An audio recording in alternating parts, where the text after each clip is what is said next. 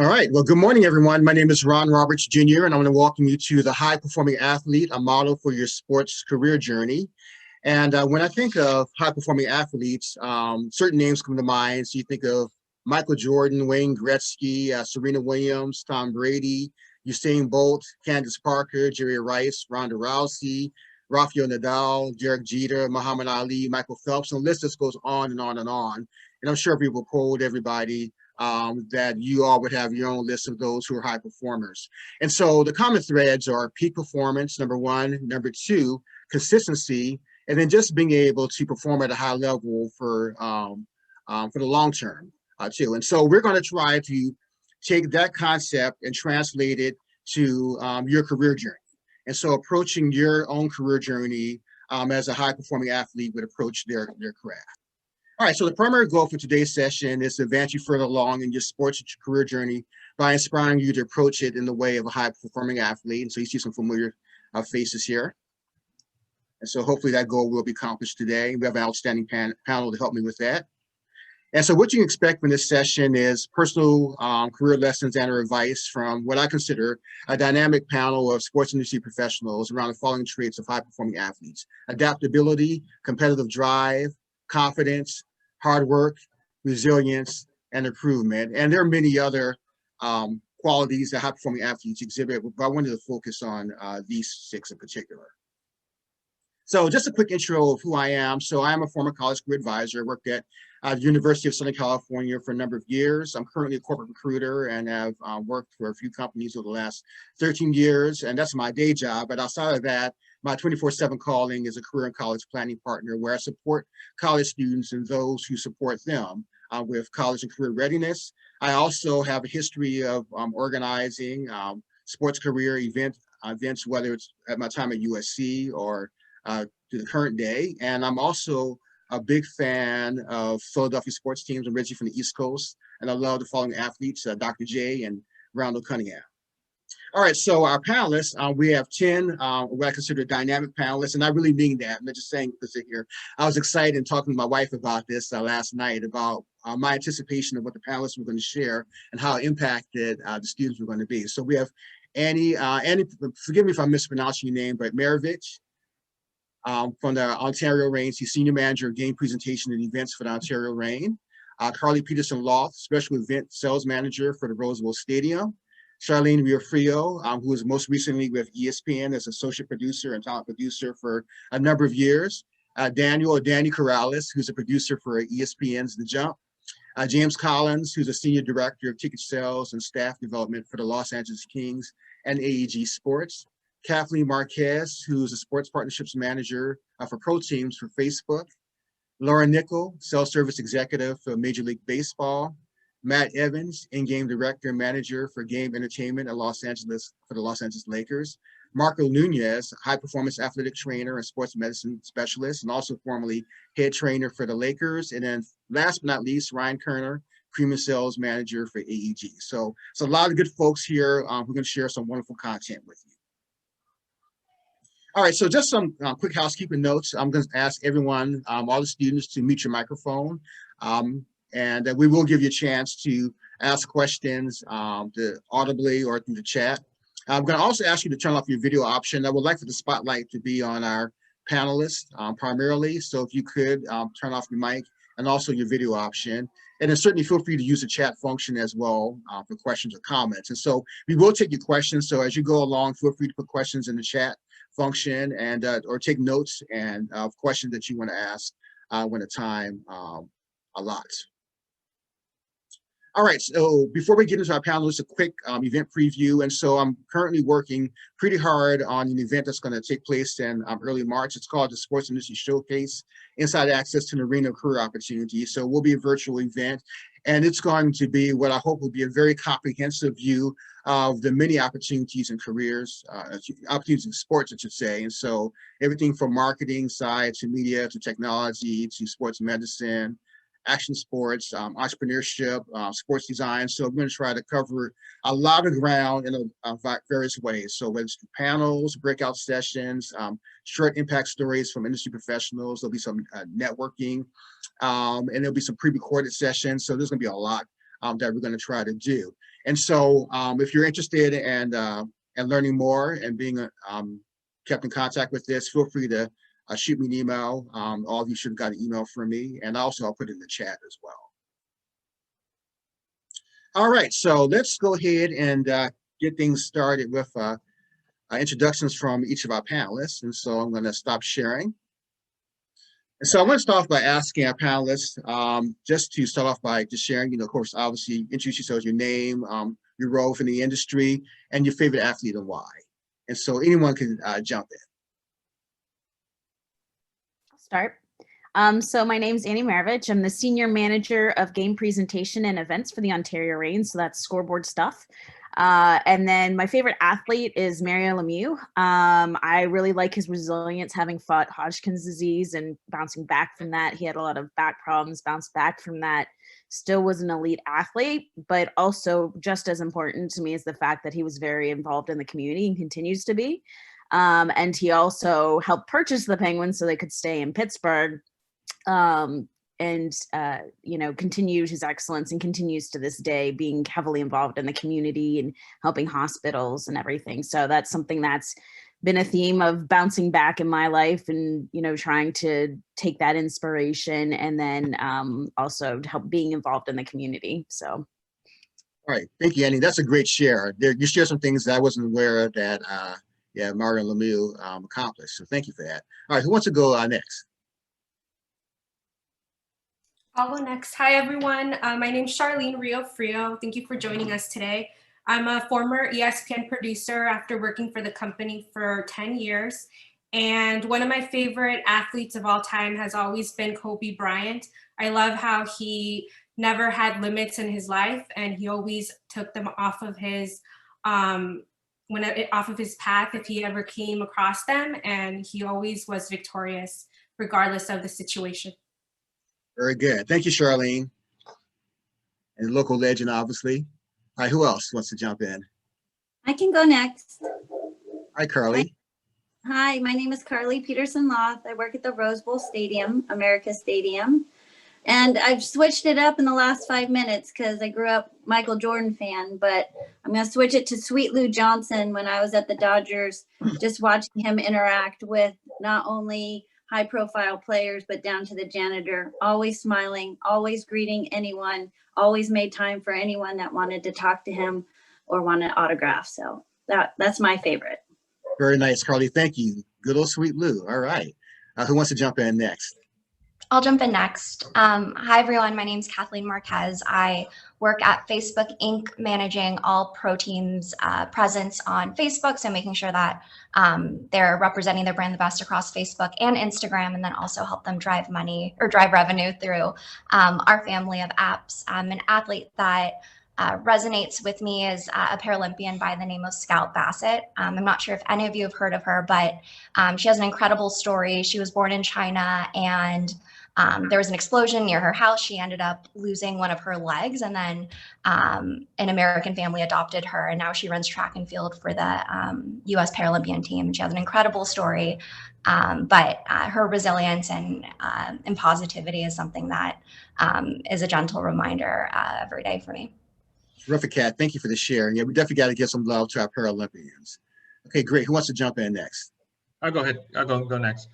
Hey, everybody. My name is Marco Nunez. I'm a performance athletic trainer. I've been working in the professional industry for the last 22 years. Most recently spent 12 years with the Los Angeles Lakers. Prior to that, I was with the 4 seasons with the LA Sparks with Lisa Leslie and whatnot. There's a lot of athletes that I kind of admire for different reasons. Most recently, I think the one coming from the performance or athletic training, sports medicine aspect that kind of popped in my mind right away was Alex Smith with the Washington football team. As an athletic trainer, the injury that he went through was very dramatic. His determination, his resilience, which is one of the topics that we're going to be talking about today, and determination to be kind of and staying focused to make sure that he returns to the game. And the first day when he stepped in the game, a lot of people, I guess, don't understand how difficult that injury was and how the chance of him returning was very small. Most athletes would just kind of call it quits. But him sticking with it and going through it was pretty impressive. Terrific. And Marco, thank you for sharing that. And Marco's going to definitely provide a unique perspective because he's worked with high-performing athletes all throughout his career. And so he definitely has a great perspective to offer us. All right, who wants to jump in next? Jump in. My name is James Collins. I'm the Senior Director of Ticket Sales and Staff Development with the LA Kings and AG Sports. I've been doing this for about 18 years. I'm going to echo Charlene. My favorite athlete is Kobe Bryant. Kobe played against my high school back in Pennsylvania back in the day. And the crazy thing was, like his work ethic kind of inspired people back then. We heard the legend of it back when he was 15, 17 years old. And obviously the fact that I think he was a great athlete and he obviously accomplished amazing things, but I think we all know that his work ethic inspired so many people and really gave belief in themselves they could do things. So definitely Kobe all the way. Very good. Thank you, James. All right, who wants to jump in next? I'll go next. Hi, my name is Lauren Nickel. I am a sales service executive with Major League Baseball. So I work within the MLB sponsorship group. I work primarily with our West Coast teams based in Los Angeles. My favorite athlete, well, I get in trouble with saying some of my favorite athletes just working for the league and knowing it changes consistently. So I'm going to go athlete adjacent. So after a very exciting 2020 offseason, Kim Ng, who is now the GM of the Marlins and who has been the SVP of baseball operations during my entire 8 years at Major League Baseball, is now a GM, which is, amazing news for us here at Major League Baseball. So I'm very much looking forward to seeing the stamp and the legacy that she continues to build. Thank you, Lauren. Nice share. And I love your pivot, athlete adjacent. Yeah, Kim Ng's a wonderful story. Yeah, I could list plenty of Philadelphia team athletes. That's where I'm originally from, so I'll avoid that. I kind of realized you're from Philly. Okay, so we got to talk because I love Philadelphia sports teams. All right, and maybe we could share some tears together. All right, so who wants to jump in next? I can jump in. Hi, everyone. My name is Matt Evans. I work for the LA Lakers. My position is in-game director and manager of game entertainment. So what that means for directing is kind of like directing the live show, the entertainment at the game, the cameras, everything you kind of see in arena. I'm also an editor for the team for video. First just want to thank Ron too for putting this together. When I was invited, I was just thinking about me when I was going through my journey and that this would have been so valuable for me. So I'm really excited for all you guys to have this awesome panel. So really happy to be here. As far as the athlete I admire, I think this is a little easy to as an answer, but I would say LeBron. I think it's just because of so many things, but he's more than just an athlete. He stands up for what he believes in. He's not afraid to use his platform for good. He creates a culture with his teammates, embraces everyone. And I think, what he can accomplish in a day is amazing. Like with doing Space Jam, whatever project he's doing on the side, it's very similar to Kobe in that way, where they can just do so much with their time. So that's who I would pick. Very good, Matt. Thank you for sharing. And I was excited to have you on too, because your job seems so interesting. And so I was curious to hear your perspective. So thank you very much for that and your words. All right. So we're down to, I think, just the 2 or 3 others. And so who wants to jump in next? I'll jump in next. Hello. So I think I'm wearing a Kobe shirt, so it's kind of hard not to say Kobe Bryant. But I think the other panelists actually did a great job of saying why Kobe's your favorite athlete. I mean, his work ethic, dedication to the craft, all of those things. And for me, being a television producer, when he transitioned over into producing content, it was something that actually kind of like even heightened my appreciation for what he's doing even more so. And I actually have a really good friend of mine who still works for the Detail Project. And it's just amazing, even if you just took in his content producing career, is something that most people anybody on this panel and probably listening in would aspire to achieve, not to mention the basketball career. So hard not to say Kobe right now, but I absolutely agree with everything gentleman said right before me about LeBron too. I mean, I think from the social justice point of view, what LeBron's done is it's made a difference in all sports. So really appreciate to both of them, actually.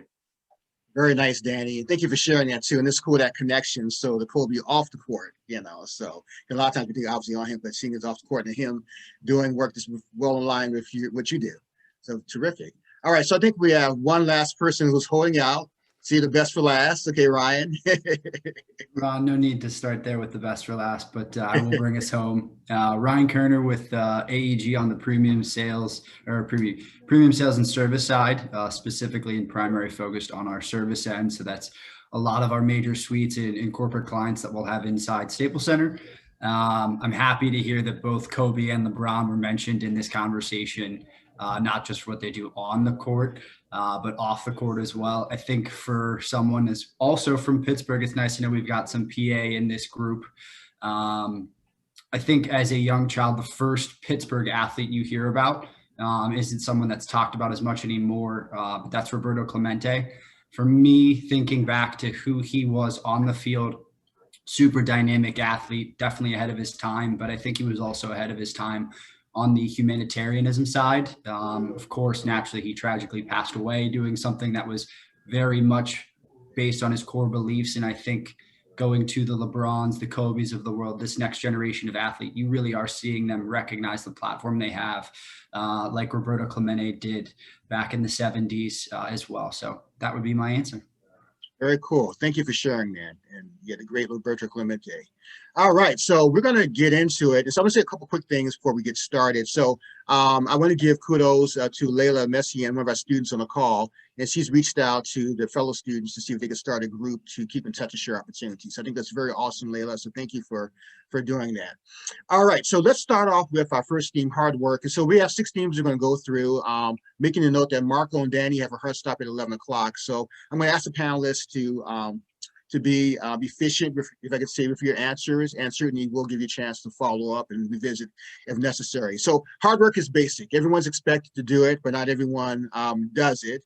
And I think about a saying that a lot of athletes say, you know, first to practice and last to leave. So you hear a lot about that too. So hard work is expected, but not everyone does it. So I just wanted to ask Annie, Danny, James, and Lauren just to take a stab at why hard work is so important for your career. So anyone, if you can jump in. I don't mind going first. You know, one of my professors in college said, it's not how you start, it's how you finish.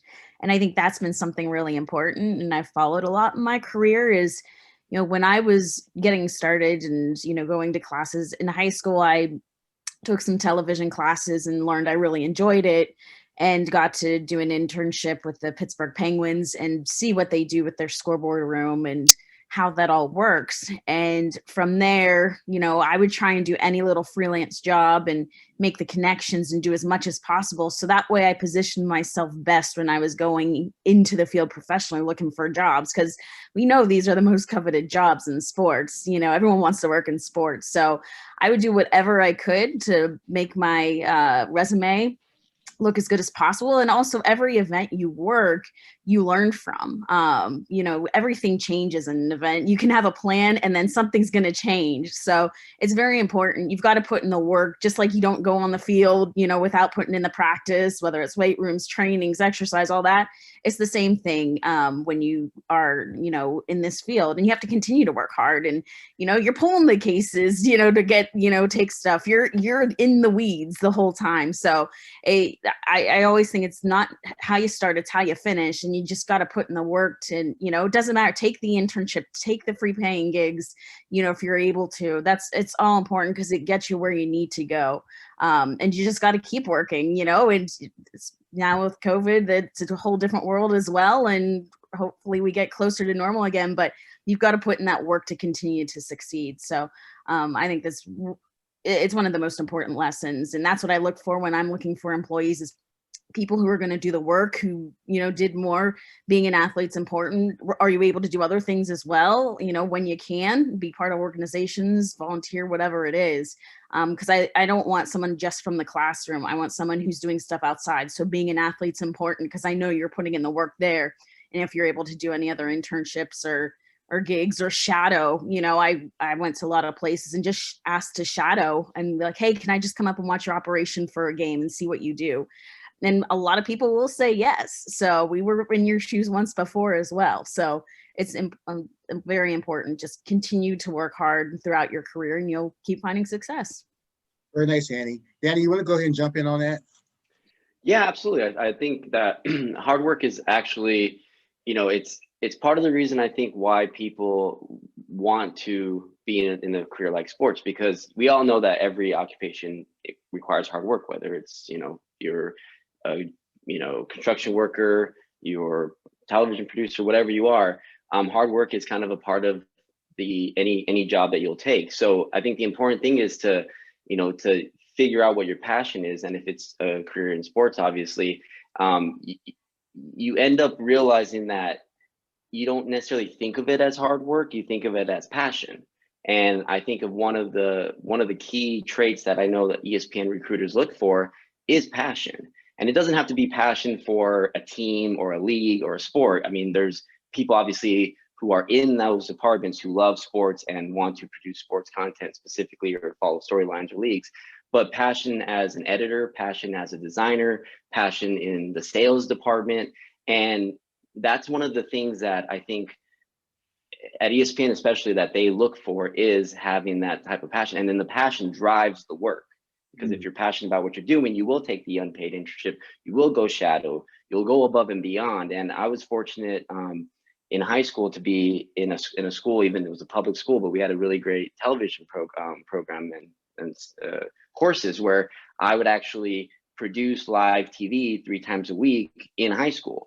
But then when I went to college, the opportunities to do that similar work actually weren't there at the University of Arizona.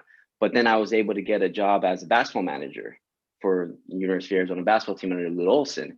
And I mean, I worked 40 to 50 hours a week, but it wasn't work. I mean, this is my favorite team. It's, you know, probably my favorite non-athlete is Lute Olson. So I remember when I left, you know, the program and I met with Coach Olson, I told him I was going to ESPN. The one thing he told me was to keep my same work ethic, to be the person who stayed late, to be the person who asked for more. And you know, at that moment, it was very validating to hear that from him because he appreciated my hard work. But in reality, I was just having fun. And I think that was kind of the moral of the story is like, I did my full course load. I did, you know, I graduated and was able to balance both, but it wasn't because I was like working hard. It was because I was having a great time. Very cool. Thank you, Danny. James, can you jump in next? Yeah, I think there's 2 things that kind of resonate with me is number one, it's the common trait with everyone on this panel and the people that make it in business and sports, but it's one of those things that whenever you mishire, you kind of realize that more often than not, it's because of work ethic. Something slipped through and it's not someone that's willing to put in the dedication and the hard work. But the other thing is it's the thing you can control, right? So you're in this dynamic industry with all these talented people and they have such amazing skill sets. The one thing you can control is, you know, how much you're willing to put in. And so I think, you know, especially in sales, we look at the person next to us and we say, how many calls are they making? How many appointments are they setting? How hard are they working at improving their skill sets and their craft? So for me, I've always loved that it's the one thing that I can completely control is how hard I'm going to go and I can compare it with the people around me. Very cool. Thank you. Now, Lauren, why don't you wrap us up with that next? Yeah, I echo everything that my fellow panelists have said. You know, this is, you know, something where this industry is really what you make of it. You know, sports is a great industry to be in, but it's also not for the faint of heart. This is not a 9-to-5 industry. This is something that, you know, after you're, you know, running around the ballpark after a long homestand, like you're questioning how many hours and what time of day it is.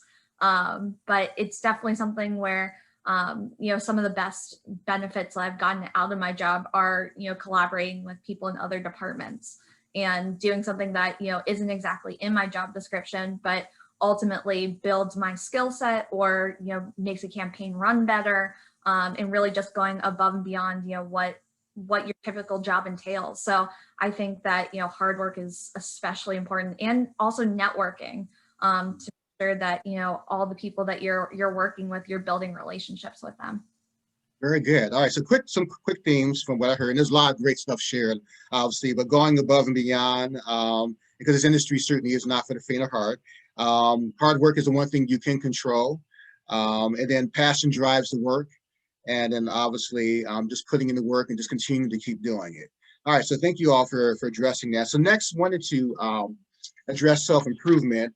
And one of the things that years ago that really fascinated me was when I would hear about some of the great athletes back then. You know, you have your Magic Johnsons and Larry Birds, and what they would do on the off season was add to their skill set, add to their game. So they're constantly working to improve themselves. And so the high performers are learning, they're improving their training during the off season and so forth. And so I wanted to ask, in terms of self-improvement, wanted to ask for Carly, Charlene, and Ryan to address that. And so Carly, can you go ahead and get us started?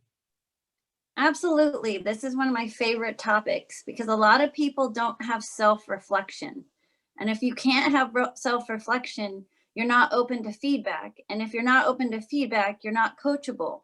So if you have an employee that's none of those things, it's really hard to help them get to where they want to go, help them perform at their job. It's just something that I have strived my whole career to be able to look my boss in the face and say, you're right, I screwed up, I messed up there, but let's go forward. How can I fix it? How can I make it better? What do I need to do different? How do I say it differently? How do I have different facial expressions? So I think being able to be in this business is to have the ability to have self-improvement and to want to have self-improvement, because you can't teach that at all. Just like hard work. You can't teach it. They just have to want to be able to have self-improvement. Very good. Thank you, Carly. On this topic, but I'll let it go for right now. All right. Hey, that's okay. Hopefully we'll have some time for you to add more. All right. So Charlene, how about you? Self-improvement for me, aside from feedback, which I feel like as a producer, it's something you get on a daily basis from your team that you work with.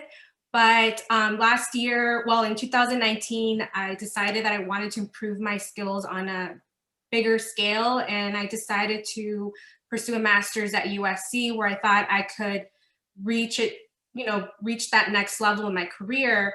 My ultimate goal is to become an executive in the television industry. And I was able to learn how to not just sell a brand on a local scale, but on a international scale. And it's something I think that is very important as a producer when you're creating content, is to think outside of the box and to see things in a different way, especially right now, how content is being produced differently and how things are just evolving, not just on television, but on streaming. And I've just grown so much, especially during the pandemic, producing content from home since March.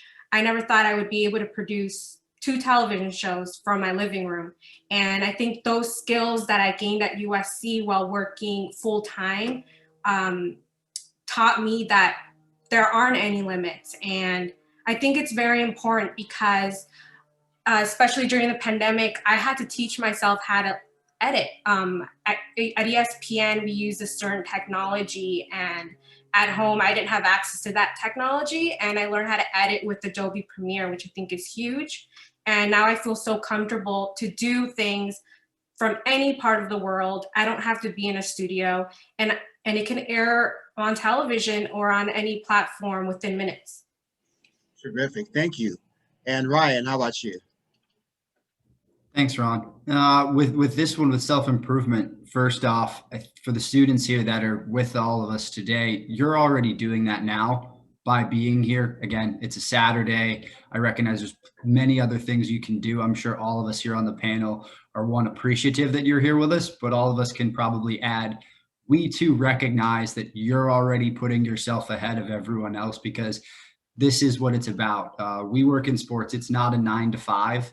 So I think with that being said, and pivoting into the self-improvement for career success, but also for you all, the job search, you're going to stand out so much faster, and you're going to be in the industry so much sooner and quicker if you've done your homework and you're educated on your own. I think with this pandemic specifically, and in the time you all probably trying to look for jobs and understand what it's going to take to get into this industry, being able to listen to these podcasts that have come up where we within the industry are sharing our best practices during this pause that has been a little longer than I think all of us want to admit. But also too, whether it's Sports Business Solutions, Sports Business Journal, there's so much on the media side that's giving us ample information, not just on a specific industry or a specific league, the NBA, the NHL, NFL, MLB. We're learning about things overseas in different leagues where we maybe don't have direct access to having conferences like this. So being able to take the time outside of the 9 to 5 and read up on what's going on, as well as listen to the new things that are coming within our industry, I think are huge success points for you all, specifically when we get into the job search conversation, as I'm hopeful most of you are already starting and are looking to continue as we finish through this. Okay, great stuff. And so just real quick recap, once again, lots of stuff shared. And so I really like that self-reflection that Carly mentioned, too, and just have that self-awareness and being open to feedback. This feedback is obviously so important for our improvement. And then Charlene, appreciated you obviously talking about your journey towards your master's, because it was really something needed for you to improve on your way to being a television executive, hopefully one of these days. And then, and Ryan, nice shout out to the students for, just being on this call and as a way of showing improvement, and certainly, learning on your own so that you can advance faster in the industry. So hopefully, all this is making sense to everybody, the hard work and the self-improvement, how it all ties into your career and making you competitive in a very competitive industry. So let's talk about confidence next. And confidence, I think of as just that core inner belief, no matter if someone's doubting you. You hear athletes talk a lot about people doubting them and doubting the team, but yet how they believe in themselves to accomplish their goal. And so wanted to actually have Carly again, and also Danny and Lauren and Matt to address that. So Carly, why don't we start with you again and just talk about the importance of confidence for your sports career? So in confidence, I think being prepared, it was Shanahan's book that I read once he won the Super Bowl, really stuck with me on being prepared with your job. And it kind of goes with self-improvement too. And the more you're prepared, the more you're confident in your abilities and your skills and your talents. But also, if you're not, to learn how to fake it till you make it, because people don't know what they don't know. So if they don't know, you don't know how to do it, go learn how to do it. And if you have confidence in your abilities and confidence in your question asking, then you can probably figure it out more than not. So another one of my favorite topics. All right, Carly, thank you. The good old fake it to make it till you make it. All right. Danny, how about you? Yeah, thank you. Thanks, Ron. I think I love the fake it till you make it. I think it always actually is like the best advice for anybody in any career, really, because I think everybody has aspirations to become something or to, reach a certain level in the industry or, whatever your goal is. But, for the most part, nobody's really born knowing how to do whatever job or whatever, dream you have, even taking it back to the athlete approach. I mean, how many of us dreamed to be pro athletes once when we were kids? I mean, I know I did, but obviously that didn't work out. But I think part of it is having the confidence of knowing that if you fail, whatever that means, right? If you don't reach whatever you're going towards, that you can still have, success. And I think that's kind of an important part of confidence, is knowing that if something doesn't quite work out the way you expected it to, it's okay. I mean, you're better off for the experience, you're better off for trying it. And that opportunity, whatever it happens or whatever, shortcoming you experience, is only going to make you stronger and a better candidate for whatever your next opportunity is. So I think maintaining your confidence is probably the biggest advice I would give, because confidence wavers just like anything else. And I know for people who are even in the industry a long time, you still need to maintain your level of confidence in order to get to the next level of whatever career path you have. Good stuff, Danny. And I really like that. Your confidence does waver. And so it is the maintenance project. All right. So Lauren, how about you chiming in on that? Yeah, I mean, building off of what Danny and Carly said, confidence is something that no one expects you to have right off the bat. I think that the people that I've managed that have succeeded are the ones that, when they first come in, they ask a lot of questions because they know that they want to learn. But they're also the people that take and internalize what feedback they're being given and really run with it. and build that confidence. So, just knowing that you're not going to know everything, right off the bat, no one should expect you to know everything when you're starting out in your first role within the industry. But really, take to heart what feedback you're being given, and work your butt off, for lack of a better term, to make sure that you're confident and that you're able to do what you're learning the next time. The more you do it, it's a learned skill. Confidence is. The more you do it, the more you'll fake it till you make it, and be able to keep growing and build upon your skills. Okay, terrific. All right, Matt, why don't you wrap us up with this topic? Sure. I kind of think of a story.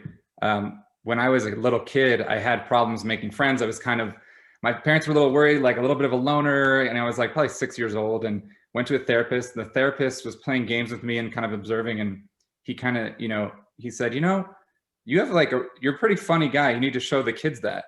And something clicked to me, like my first experience of confidence, just knowing, wow, maybe I am funny. Like maybe I should just crack some stupid jokes and make friends. And I've been cracking dumb jokes since. So, but that gave me confidence, and I've kind of taken that with me to I think the biggest thing is to not focus on your weaknesses. It's easy for us all to do. I do it at times too. I catch myself, but it's like when I got my job with the Lakers and I applied, I was worried about my resume not being as impressive as maybe some of the people. And I had that self-doubt. And like the other panelists have said, it's the fake it till you make it thing. Focus on your strengths and what you can do good. And when you're going into that job, for me, my weakness was as maybe an animator, someone who is an editor would be doing like After Effects work, stuff like that. But I'm a storyteller, and knowing that I'm a good storyteller, it's something that I have confidence in. I really had to remind myself of that going in, and that I could learn the After Effects with time. So really just don't doubt yourself. Like everyone said, like no one started these jobs knowing everything. It's a slow evolution, and it's a fun process. And if you just go with the flow, like you'll see the effects, and it's awesome. Very good stuff. And thank you for that story, Matt. Man, so much to share. So just fake it till you make it. Obviously, that theme was raised several times. And I like also too knowing that even if you fail, you can still have success. So not focusing on the failure, but just doing what you need to do. But you can still have success even during those down moments. No one expects you to be confident right off the bat too. And so as you're going into this, especially starting off, folks are going to understand that you have a lot to learn. You don't know everything. So no one's expecting you to come in with full of confidence. So understanding that. And then and I love focusing on your strengths and not so much your weaknesses as well, because we tend to get thrown off, in our thought process when we're focusing on our weaknesses. And that's what makes us lack confidence. But if you really focus on what you have to offer, what you're good at doing, what resources you can bring to the table, that helps a lot too. And Matt said something indirectly that I wanted to also toss in too. But I think it's great to have that support system. So just as his therapist is kind of, planting that seed when he was early, about him cracking jokes, something clicked. And so confidence wavers, as was said earlier, but if we can have folks in who can really invest in us, that can help us to kind of maintain our confidence and build it back up. All right, so moving on to competitive drive. And so I see competitive drive as beyond hard work, so if everyone's working hard, there are those folks who still supersede all the hard workers. And so it's really performing at your highest level, pushing yourself, and just really setting a standard for yourself. And in this industry, once again, as we know, it's very competitive. Having that competitive drive is going to be important.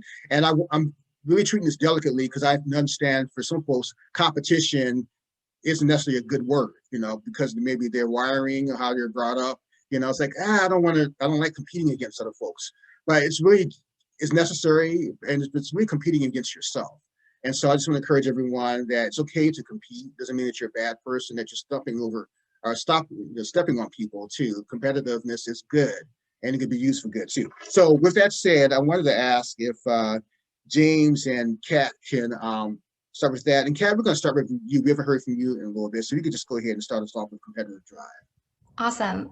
Competitive drive, I think, is really synonymous with what your competitive advantage is. I think it's super important to iterate on your own skills over time and understand where the gaps in your own comprehension of the sports industry, or maybe you're in ticket sales and in your understanding of what the ticket sales cycle might look like.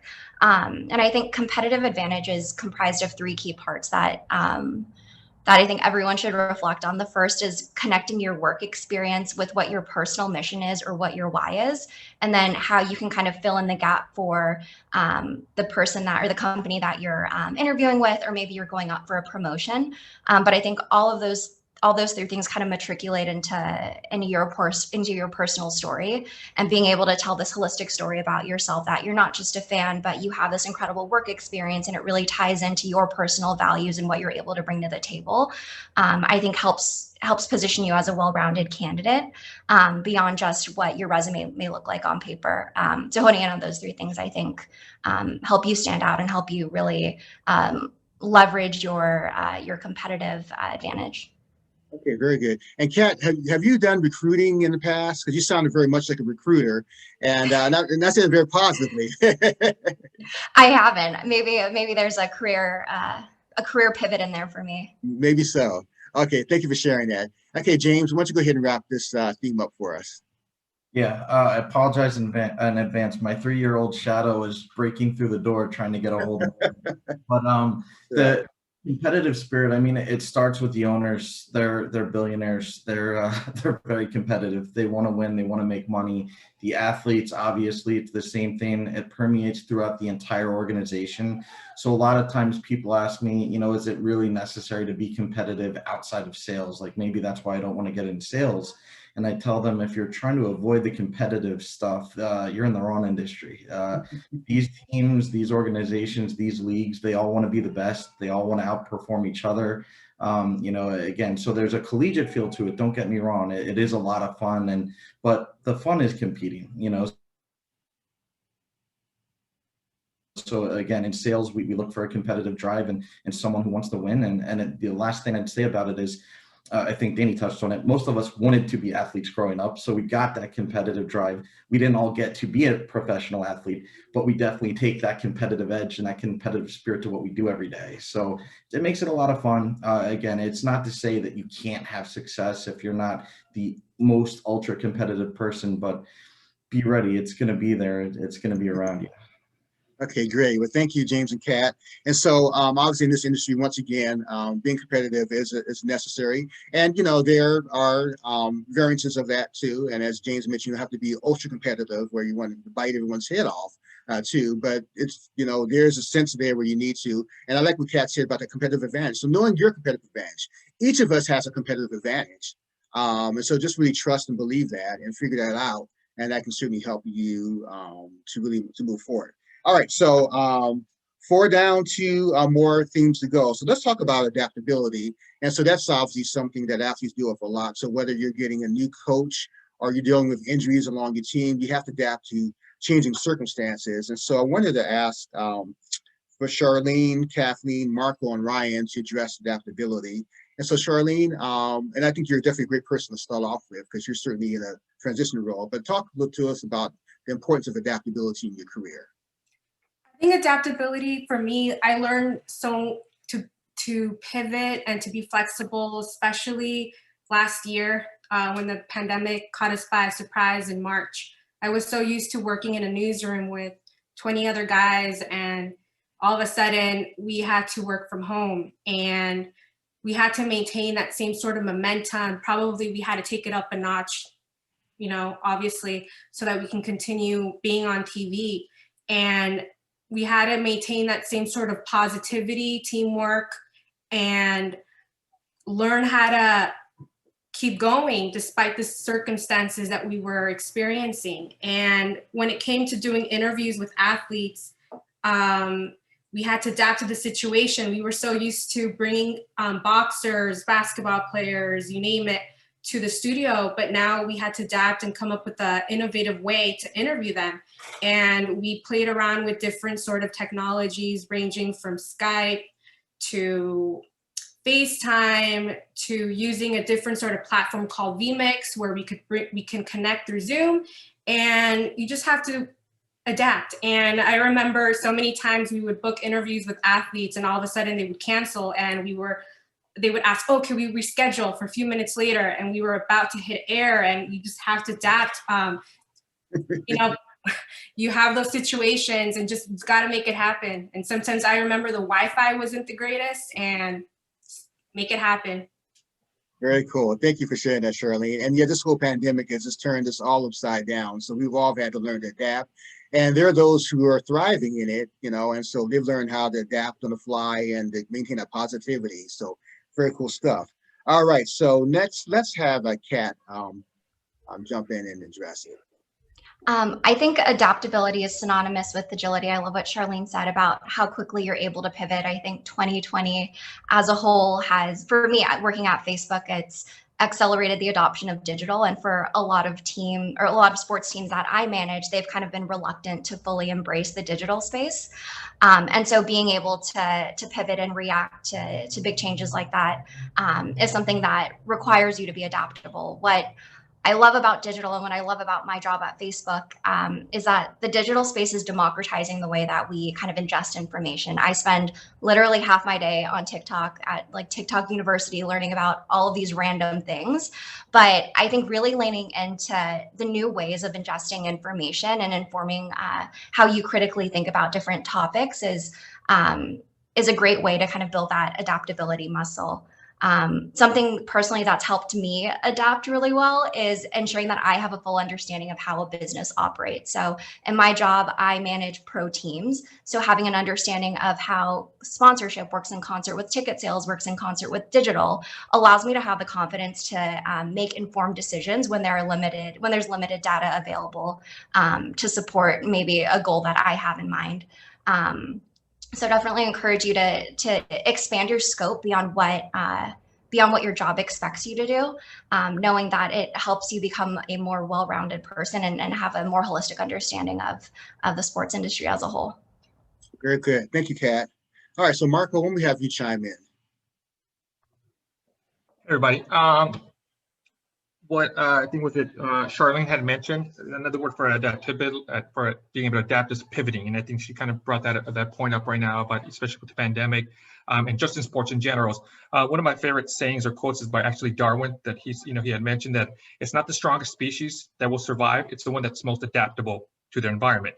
And when it comes down to sports in general, it's always not the strongest athletes that can win the game, but the ones that can adapt to what's going on with the game. And you see this all the time, even football, basketball, stuff like that. When a team is down at halftime and they go into the locker room, if the coach and the athletes aren't able to adapt to what the game plan is and what they're doing, and then come back and change it, or if they stick to the same game plan that they went into originally, odds are they're not gonna win the game. So you have to be able to adapt to what's going on. Just like injuries, if a player goes down, what's the saying? You hear that all the time in the sports industry: next man up, or next woman up, or next individual up. So you have to be able to adapt with where you're going. So I think adaptability is one of the key components in just sports in general, just in life in general, type of thing. Goes back to the traditional saying: when life gives you limits, you got to make a limit out of it. You got to adapt to what you have. Very cool. All right, and Ryan, why don't you chime in? I'm happy to hear that everyone on this panel for adaptability is mentioning the pandemic, because especially in our industry, everything that we're used to, everything that we've worked for, whether it's the 5 years I've been in the industry, I know for some of our other panelists, it's 15 to 20 years.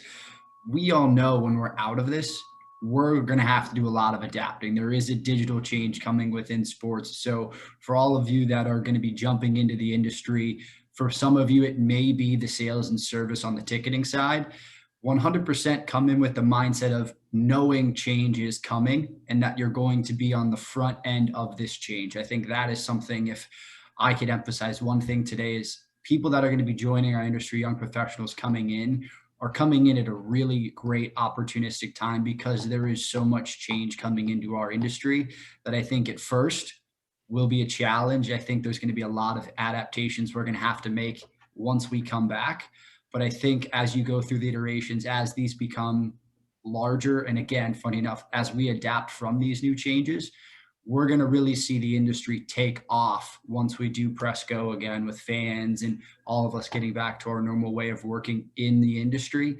But specifically now, it's going to be something that all of you are going to have the opportunity to really see firsthand from the initial jump. So I think that is a huge benefit that all of you have that selfishly I wish I had 5 years ago when jumping into the industry. Very good stuff, you guys. And so just real quick, so I like that, as Ryan phrased it, being on the front end of change. We've heard about pivoting, being more agile. So change is inevitable. And so those who are able to flow and to pivot and to be on the front end of things are the ones that are successful. All right, so last theme is resilience. And I know Marco's going to need to leave in a few minutes, so I'm not going to say a whole lot more. But Marco, why don't you start us off by talking about the importance of resilience in the sports career? Yeah, you know what? I think resilience kind of sums up everything that we've talked about, the confidence, being adaptable, self-improvement, and all those kind of combine into being resilient as far as during certain times. I mean, I hate to keep bringing this up also, but we talked about the pandemic, being resilient during these situations, during any situation. And as an athlete, oftentimes you have to be resilient based on what's going on in the game. And you know, every time I work with I think someone had mentioned, I think was it Andy, that you had mentioned that you whenever you look for interns or you look for individuals, you want people that have also worked in or have played sports. And it's kind of interesting because being part of a team and in a game shows a lot of character of the individual, not just in life, because there's so many changes going on during the game. Whether you're and it's a quarter, if it's based on a quarter system, if you're based on a half, you may be up 1 minute, now you're down another minute, so you can either kind of knock yourself down or you kind of so there's so many emotions, there's so many things going on in there. Being a good team and stuff like that. So being resilient during those situations is one of the key components.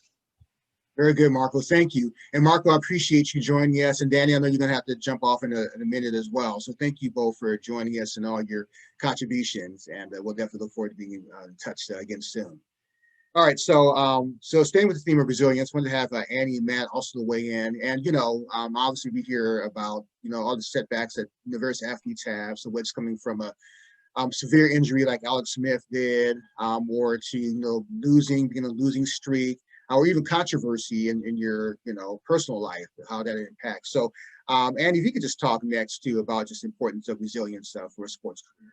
Sure. Like I said, with my favorite player, Mario Lemieux from the Penguins, he had cancer and he came back and, still was able to finish his career and even came back from retirement and played even longer. So, I mean, I felt like he was always an example for me when I was young. In my first full-time job, I felt like I hit a plateau. One of my friends had told me usually 10 years, you hit that point where you feel like you need to change organizations. And even though I didn't necessarily stay on this straight path, I had, while I was still doing scoreboard work for games, I was also doing events. So, helped cover concerts. So I was getting different things, but I kind of felt like I'm not going to go any further. So instead of just staying ho-hum and, woe is me, I moved to LA and started a new career, joined a new sport, which actually is my favorite sport. So life isn't just what happens, it's how you respond to it. Excuse me. And, when you're working events, anything can go wrong, video doesn't work, something's missing, whatever. You have to be able to bounce back, respond, and make it successful, For the pandemic here, we're playing our games out of our practice facility. So our first one was postponed. So you've got to keep, responding no matter what's being put in front of you. I know, this season's so weird. And then even the next season, a lot of my seasonal staff, they're going on to other jobs. They found other full-time gigs, not necessarily in sports. So I'm going to have to hire pretty much all new seasonal staff, new part-time staff, full-time staff teams are needing to change. So you're going to need to teach and have patience with them as well and adapt and bounce back and know other individuals, hey, realize we're going to have new people. We're, like was already mentioned, we're entering a new time. So you've got to be able to respond to it. And, as a producer, on an individual game, things will go wrong. You might call something wrong. You might hit the goal horn for the other team. You might send up fireworks for the wrong team. That's happened, you know? So you can't dwell on it. You can't let it snowball. You've got to respond and look back later and go, what went wrong? How can I prevent it? But otherwise, it'll become quicksand and it'll just get worse and worse. So you can't dwell on things. You got to just respond and learn from it. And, you know, one of the things I always do as a producer is just get everyone to move on when something goes wrong. And then afterwards go, okay, what happened? And try and assess the situation. Was it just the equipment failed? There's nothing you can do. Okay. Was it someone messed up? Was it how I asked them? Was it how I called? Did I check in advance things were ready? So those are all things you learn. But like I said, life isn't just what happens. It's how you respond to it. You've always got to be resilient. Very good stuff. And I know as you're sharing just about the events and all the different things that happen, I'm sure that Matt was probably appreciating some of that too with his role. So Matt, why don't you go ahead and wrap up this theme for us? Yeah, what Annie said, I echo so much. I could relate to everything she was saying. And it's like she said, it's almost like when we do these, you know, live production, you're in a storm. There's a lot, it's hectic. There's a lot of moving parts. And so it's being able to stay calm and keep your team calm, and trying to make sure that you help their resilience getting through those obstacles. You know, there's going to be mistakes. Someone might press the wrong button for something. The camera guy might not realize that he's live on the screen and he might whip you. So it's things like that. And it's really trying to also teaching others the resilience is also a part of my job. But I was going to share with you guys another story that I think, you know, some of you guys can, most of you can relate to, because obviously everything that happened with Kobe last year was something that everyone experienced, and it touched so many people's lives. And, you know, obviously working with the Lakers at that time, it was very tough. And when he passed away, I was tasked with making his tribute video. And it was something that I was honored to make, but nervous. And obviously dealing with all the pain, the grief that I was feeling just myself, and then my coworkers, my whole job place. It was just something I never want to obviously experience again. It was horrible. But I knew that I had to be resilient. I had to go through with it. I had to keep fighting. And so as I was editing this video, you know, I had Kobe kind of talking me through it. I'm editing through interviews and stuff, and he's kind of motivating me, showing me his resilience. And it was like just an amazing experience. And I mean, I experienced a lot of tears making that video, seeing him kiss his kids every 5 seconds, you know, going through footage and just seeing this amazing man kind of evolve throughout the footage I'm looking at. But I think that the lesson I would say with resilience is when you are going through those things and you're trying to channel the resilience, it's remembering that at the end of the day, when things are done and this too shall pass, you're going to come out and all that you put into that work is going to pay off, and you're going to feel so good about yourself. And I remember after that video, and the very last night, I had to pull an all-nighter before it was airing. He passed away on a Sunday, and our first home game was going to be Friday, and you know the world was going to be watching. So I pulled an all-nighter the last night, finished the video. I was at the arena in my office and just remembered laying on the ground, just completely emotionally and physically exhausted, and just crying tears of joy for what I completed for myself, but also obviously the tears for Kobe. It was just a lot of emotion, but in the end, I won my first major award for that. And all that I've been through there was payoff. And just if I can tell you guys anything with resilience, to just remember that. And that's what I have to say. Yeah. Matt, what a powerful story. Thank you for sharing that, for being so transparent with all that you were going through too, but great example of being resilient in the moment too. And as you're talking to, you kind of remind me, because I interviewed Ryan last year at some point, and he was just talking about the passing of Kobe and just what that meant for him, and just dealing with that as well. So some great stuff, you guys. It's not, what happens to you is how you deal with it. It's teaching others to be resilient as well as yourself. And so, yeah, those are the two biggest points that came out of that for me as well. So, boy, man, I'm just overwhelmed here. I knew you guys were going to be awesome, but just all this stuff. And I wish that I was just observing so I could really take more in. I'm taking notes here, so I'm not able to appreciate it as much as the audience. But students are hoping that you have gotten a lot out of this. And and you're seeing why I invited these folks to participate in on this panel. So I want to take your questions from the students. But before I go to questions from the students, do any of our panelists have anything pressing that they want to say? Something that maybe you wanted to touch on, but they haven't had a chance to? Anything that's you feel like, yeah, I got to talk about this? Anybody have anything pressing? Or okay, Ryan. It was apologies for whom may have said it earlier. I want to make sure it gets reiterated now. The one piece of advice I wish I had when starting in the interview process, you'll hear it from a lot of managers when they ask the question, process this question before jumping and answering into it, which is, why do you want to work in sports? I can remember my inside sales manager, once I got my start in inside sales, would put himself on mute while letting the interviewee or the student answer that question. And he would always change his reaction and react differently if they gave a response of, well, it's been something I've loved my whole life, or, you know, I've had that passion. Everyone will give that answer. And I know that that's the answer all of us too want to partially and biasly give. Do your best to be prepared to answer that question differently when you get into the interview, everyone. I promise you, if you do that, the rest of the interview, they will solely think on knowing this person was prepared for that question, answered it to the best of their ability, but also found their own unique spin. You'll get your job, you'll get the interview. It'll be a perfect scenario for you, I promise. Great advice, Ryan. Thank you. Anybody else have anything pressing that they want to share with the group before we go to questions? I don't, but I really appreciate Ryan for saying that. I used to interview game night staff with the Clippers for 8 years, and I can attest that that is very true. If you answer it different, you will move on. Very good stuff. All right, anybody else before we go to questions?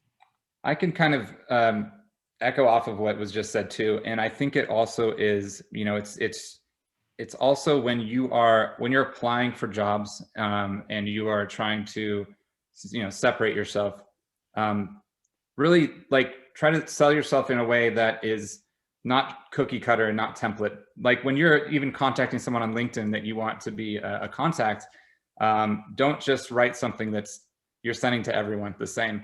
Really take the time to write something that shows that, you know, if it's to me, like it's someone with the Lakers, for instance, it would be, maybe you talk about Kobe because he inspired you, and you know, you're curious about the team and the opportunities, things like that. Just make it more specific, and you will be noticed. I mean, a lot of these panelists, all these panelists are getting, you know, I'm sure getting a lot of LinkedIn requests and people with messages trying to help. But if you're getting the same thing all the time, it's hard to really, for us to care sometimes, for anyone, right? If you're getting, you know, an advertisement to your phone, like a text message, you're not going to want to respond unless it's specific. So anyway, just make those things more personal, I would say.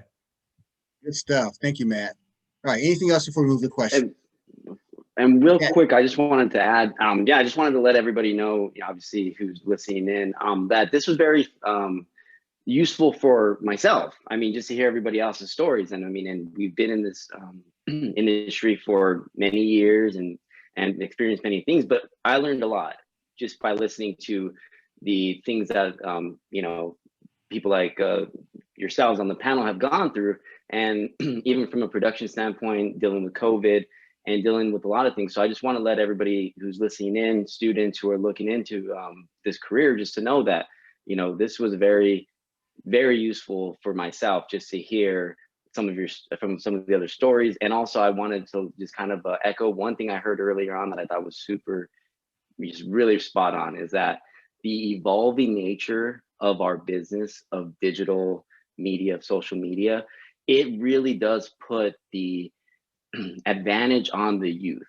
It gives people who are coming into an industry, especially media. I mean, I produce linear cable television, and that might not even be around. You know, we might look at that as like a CD, right, in 5 to 10 years. So even for myself, a lot of these themes I am taking, you know, I'm reflecting on, because we're all kind of in an evolving industry, and we all have to adapt, and we all have to do what we need to do and self-reflect in order to continue to be in this industry, because it is not easy. And no matter if you've been in it 10 years, 15 years, or if you're just starting. So I just want to let everybody know that, you know, we are all kind of in this together, and I hope to continue conversations with the other panelists and hear from some of the students as well. So just want to let everybody know that.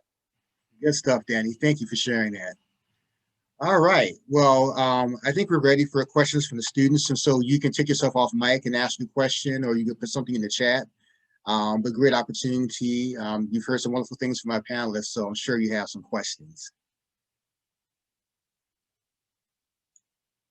So once again, you can take yourself off mic.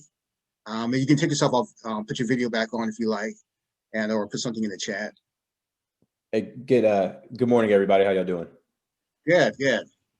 First off, Ron, thanks for hosting this. This is a great opportunity. Beautiful panelists, amazing work. I'm a graduate student at Cal State Long Beach. A quick question about a transparent question, honestly, about the concept of networking in this space. I think that word is thrown around consistently, right? Network, and how authentic that needs to be. How important and vital do you think that is into the role? I guess a quick example would be, I'm from brands. I worked for Nike for the past 3 years. We just did some cuts. So as I'm kind of navigating back into the space, going back into the market, I'm realizing, whoa, like I don't have a lot of the industry per se experience that a lot of my competition does. How authentic do you think that networking needs to be in that space? Could you be transparent? Hey, here's my brand experience. How well does that translate? And what's the value in having a network that's already there? Good question, Laquan. Anybody want to tackle that? I'll start. Thanks for the question. Appreciate it. One thing I learned pretty early on, I was pretty young when I started producing for a team, and you know, you're thrown a lot of issues and things that will happen. And one thing I learned by talking to my fellow teams in baseball was someone's been through that issue. Someone is going through that issue. So they can help you through all these issues, and you know, you can learn from them, and then you can also impart that wisdom, which is also really helpful. Networking can help you find jobs. I know I'm president of an organization called IDEA, which is the Information Display and Entertainment Association. So what that is all the scoreboards, and so NFL, MLB, NBL, minor leagues, as well as CFL. So all of these groups have scoreboards. So we get together, and we had to pivot and go digital again this year for conference, but that allows us to learn from each other, see best practices, you know, and reward those. So you meet so many people, and I had actually gone out to LA and learned from and met, you know, the people at the Kings and before I joined them. And so to me, networking is invaluable. It can help with your sanity. It can help with your mental health, you know, because we put in long hours. Sometimes you just need to vent to someone and go, I just need to get this off my chest, you know, or have you been through this? And especially during the pandemic too, you know, a lot of stuff is being thrown at a lot of people, and we're all trying to adapt, and, you know, our staffs have been reduced, so we're being asked to do more in a lot of cases. So to me, networking is invaluable. It can help you get jobs, but even just for your own personal growth or for your own ideas, it's invaluable. It truly is. Thank you, Annie. Do we have one more person who wants to tackle Laquan's question? Or Laquan, did you get your question answered satisfactorily? I'm cool. Yeah. Perfect. All right. So next question. And once again, audibly or in the chat. Okay, I see a question from Jeffrey Johnston. How well does coaching a sport at the high school level translate to a sports career? Does anybody want to tackle that? How well does coaching a sport at the high school level translate to a sports career? I'll take a spin on this when, especially in our industry, when you're dealing with clients. No one client is the same, just like no one student or no one player on your team is going to be the same. So you naturally know you need to communicate to everyone effectively, but sometimes that communication does, in fact, need to be different, a little more personal for that specific client or that specific person. I do think having the coaching background is a unique background to have that you may not see a lot of in the industry. So know that that's to what we were talking about earlier here is that is a little bit of a competitive advantage. Use that to your ability and use that ability to the advantage side. Because again, not every client's going to be the same. Not every person you're even networking with, to let's go one step further in our industry, is going to hear or handle something the same way. Good stuff. Thank you, Ryan, for addressing that. And I like, once again, the reminder, what I said earlier, finding your competitive advantage and using it. All right, next question. This is from, so that question is from Jeffrey Johnson. This next question is from Nicholas Ramos. What was hi, Nicholas, by the way. Nicholas reached out to me a little while back. What was a moment you felt like you belonged in your career path? What was a moment you felt like you belonged in your career path? Anybody want to jump in and tackle that?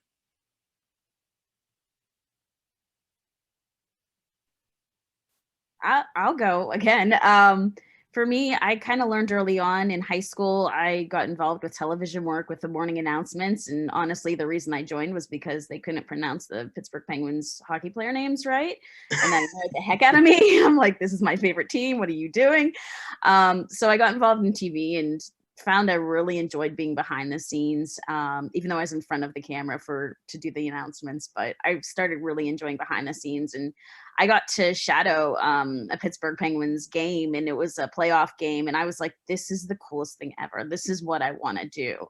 And being able to take that and to intern at teams I grew up loving, in the Pirates and the Penguins, and, then joining the industry and, just taking advantage of everything and, calling my first home opener, like the amount of work that went into that, and then the relief you feel afterwards going, we made it and we came together. And you have to put on one of your best shows, and you don't have any lead up when you're in baseball, because your practice, spring training is in other cities. So you do, you have a couple rehearsals, you do the best you can, but then it's like, boom, you got to have one of your best shows of the year, the first game you do in front of fans. So I think that was, learning early on just from, shadowing, but then that first home opener was huge. And then even later on, being able to produce a World Series game and then an All-Star Classic last year, like those are definitely some highlights that, I'll never forget. Good stuff, Annie. And Carly, I think, did you want to still weigh in on that? Well, I feel like Annie and I have very similar backgrounds, so I might be repeating a little bit what she said. But growing up, I played sports my whole life, went to college, ran intramurals, did an internship in college, and then got lucky enough to get on with a professional team. So I don't know if I ever had that aha moment where I was like, oh, I belong here, other than every moment was, I belong here. So again, I can have this discussion deeper, Nicholas, if you want to do it offline, but I think it's just having the confidence and believing in your passion and what you think is right for you. Great. Thank you, Carly. Appreciate that. All right, so next question, and this is from Layla. I'm calling Layla the mobilizer, and she was a young lady that I referenced earlier that was trying to encourage students to form a group to stay in touch.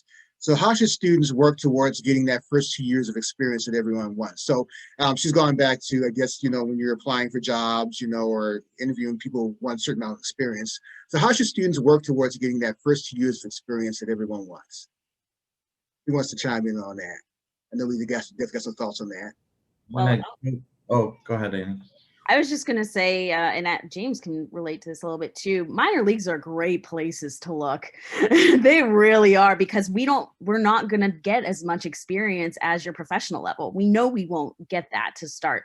So I know when I'm hiring for my part-time staff, they're not going to have that experience that, people at the NHL teams or NBA, all that are going to look for. So I start at the minor leagues, look for, game day staff is going to interact with every single department. That's huge to look at. I'm giving a shout out to all my minor league teams, because we're always looking for people for a season. This year's a little wonky and weird, but we all need that. So I was going to say the very same thing, different variation, is don't be too picky. Like, there's so many different levels of sport right now. Like, it seems like every year they're developing 2 or 3 more leagues around sports, and everyone wants to work in the 5 major leagues, and that makes sense. And, it is really cool. But at the minors, there's more opportunity because of the numbers of them.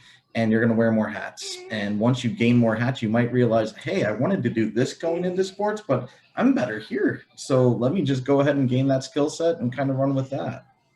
Very good stuff. Yeah, it's just important just to get that experience anywhere. You never know where that may take you on your career trajectory too. So good stuff, you guys. All right, so I saw another question. This is from Arturo Hernandez Vera. What is the one thing that you cherish the most from your job? Anybody want to chime in on that? And what is it that you love about your job?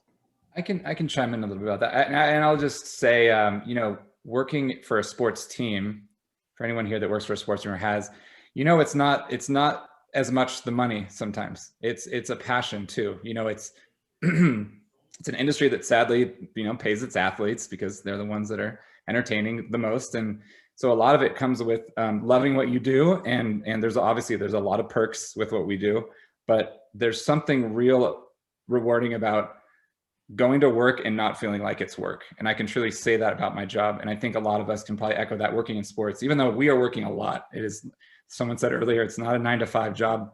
You give up a lot of your holidays, your weekends. And those are things to think about, you know, when you're getting into this industry, depending on how far you want to take it. But yeah, I would say, you know, for me, it's the love of what I do, and that kind of outweighs maybe the financial gains I could be making if I went outside of a sports team doing what I do. Good stuff. All right.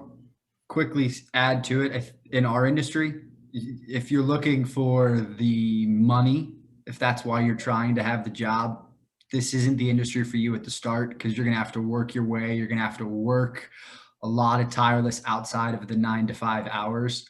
But at the same time, to what Matt is saying, if you have the passion for it, you're going to put your head on the pillow every night and be happier going to bed knowing I get to go back to work and do the same exact thing again tomorrow. And I think that for everyone in our industry knows what that feeling is like. And that's a feeling, again, we want to replicate day in and day out. And knowing we haven't had that for at least the last 10 months for some of us, if not longer, that's going to be something when we come back, and all of us, hopefully you all as well, the students out there coming into the industry you're going to feel that passion instantaneously as well. And next thing you know, waking up day in, day out, looking to feel that every single day. Good stuff. All right. Thank you. Yeah, Can I you. add to that? Yes, please. So for me, it's having conversations with my coworkers. I don't want to have medical conversations. I would have been a nurse. And we can talk about other things, but my passion is sports. I love sports. I love watching sports. So having that camaraderie, not being able to play on a team, but having that with my coworkers, I have some of the best friends from different teams that will stay lifelong friends. So for me, it's the relationships that I build with my clients, but it's also the relationships that I build with my coworkers. Very good. Thank you for sharing that, Carly. And I'm checking in the chat because Layla, once again, looking out for her fellow students, said she thinks I missed a couple of questions from Maria and Janelle. And so thank you, Layla. Okay, so I'll catch those. Layla, you're getting a lot of brownie points today, so I want you to know that. So from Maria, I'm not sure how to pronounce it. I'm gonna take a stab. Maria Osagueda, it sounds like. What would you tell a student who feels like they aren't doing enough for their future career? Okay, that's an interesting question. So what would you tell a student who feels they aren't doing enough for their future career? Anybody want to address that? Say, don't beat yourself up. You're also young. You have everything ahead of you. So, definitely just, if you're aware of it, then take action and do the things that you've got to do. Again, kudos to you guys. You're on this type, and my shadow broke the door. So if you hear me, no worries. If you're doing this, and if you're taking more courses and you're networking every day, you're doing what you have to do. So not everyone starts at the same place. Not everyone finishes at the same spot. Just get out of your own head. Don't beat yourself up, and just focus on what you can do every day to gain that competitive advantage and skill set, and network with someone who might give you advice. So again, you'll be fine. Okay, great stuff, James. You focus on what you can do. Thank you. All right, so let's take one more question because we're just a few minutes from 11:30. So this is from Janelle Jackson Oliver. and this is, you guys this is a question students want to know the answer to. How can we truly separate ourselves, and how do you deal with setbacks? Okay, so how can we truly separate ourselves is one question, and the next, how do we deal with setbacks? So anyone want to tackle that first part of the question? How can students truly separate themselves from others? I can answer the first part of the question. At least from my experience working at ESPN for 10 years, the way I constantly separated myself from the rest of the producers and the majority of the guys, because I worked with a lot of guys, is embracing the fact that I can tell a story in 2 different languages and that I can communicate with athletes, not just in English, but in Spanish. There are so many athletes that are out there that don't speak English, and being able to tell those stories that you don't see on SportsCenter on the that are maybe of a soccer player or of a boxer. And I think that's what has helped me, has helped me in my career so far. And if you have an extra skill that not a lot of people have, find a way to perfect it, to get better at it, to become a master at it, and people will come to you for those opportunities. Very good stuff. Thank you, Charlene. Yeah, and building off of what Charlene said too, from my end, I started out working for the league. So I came in an account services role, which is really an entry level role right out of college. And for my peers and I, going back to what Ryan said earlier about, having an answer to the question about, why are you interested in this job other than just I'm passionate about sports, going through and seeing what systems and what they're asking you to learn about as a part of that role. I was able to learn about Google Analytics and come into the role and say, well, I've actually, been able to play around and learn how to use the Google Analytics database. And that was a differential right off the bat that separated me from some of my peers. So really paying attention to job descriptions and what other industries are using as even analytical benchmarks. A lot of those are, free platforms that you can go online, just poke around and at least have a basic understanding of. That really set me apart on my end. And then also just to add on from more of a league perspective, I work with a lot of the clubs. So I, see how each club kind of operates differently than one another. So, looking across the leagues, if you are interested in a specific club or interested in more of a league level position, just seeing how, one club operates differently than another, how the job description for one operates differently than another, I think is something that's extremely valuable, because if you can, bring something that, one team might not have in regards to experience, I think is something that is hugely valuable as well. Great. Thank you, Lauren. Appreciate you sharing that. All right. Does anybody want to tackle Janelle's second question, how do you deal with setbacks? And we've touched on this somewhat, talking about resiliency, but any additional advice on dealing with setbacks? I can punt to that one as well, too. Yeah. So baseball was one of the sports that was probably hardest hit us last year. To go from a 162 game season to a 60 game season was something that was very tough. And candidly, from my end, my entire job shifted because we usually have a year's worth of planning. We went to, having to redo an entire, year's worth of planning within 3 weeks between when the revised spring training that took place in July happened to the start of the season towards the end of the month. So it's really just, realizing what's in your control and what's out of your control. This pandemic has changed everything within the sports industry. So, if, especially for setbacks as you're getting started in your career right now, don't be discouraged. This is something that's unprecedented and something that is really out of our control for the most part. So even if you're not getting your dream role or, your foot in the door for the sports industry, as things start to open up and get better and get back to a semblance of normal, it will. So just think about, the skill set that you want to bring to your first role too, and what you can do to make yourself more marketable, once those opportunities come back to fruition. Very good stuff. All right. Well, I want to thank my esteemed panelists for taking time out, precious time out on this Saturday to join us. And so thank you, James and Annie and Charlene and Ryan, Matt, Lauren, Kat, Carly for joining us, as well as Danny and Marco too. And so this, what you heard today, a lot of great stuff. I don't think anyone could disagree with that.